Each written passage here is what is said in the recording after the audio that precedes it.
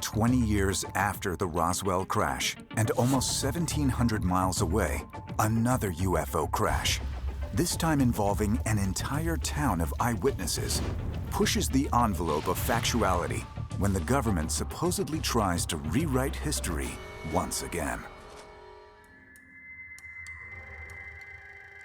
December 5th, 1965, Kecksburg, Pennsylvania. Dozens of eyewitnesses report a UFO streaking across the sky over Canada, Michigan, and Ohio.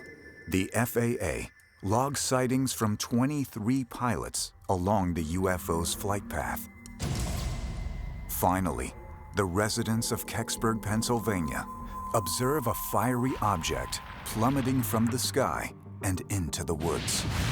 People in town describe seeing this fireball-shaped object, and it suddenly changes course and crashes in the wood line. A lot of people went out to the woods to investigate, and they got there first, before anybody else did.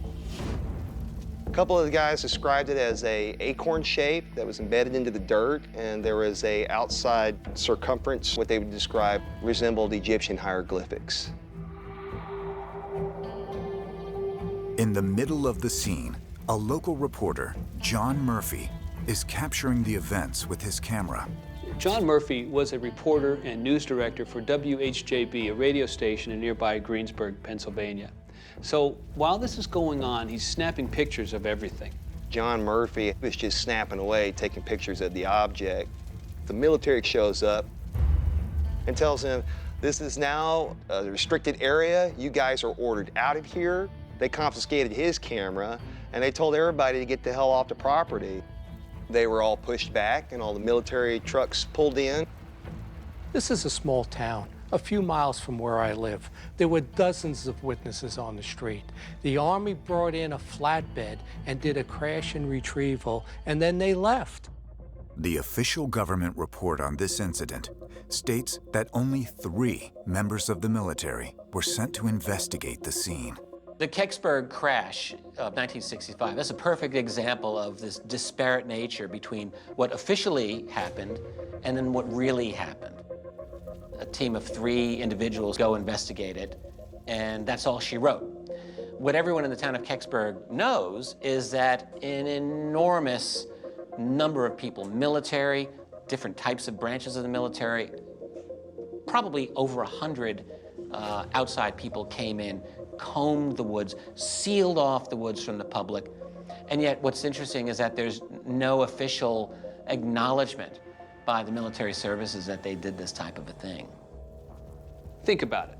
You see something happen with your own eyes. You know hundreds of military personnel swarmed a small town, yet this is outright denied by the government.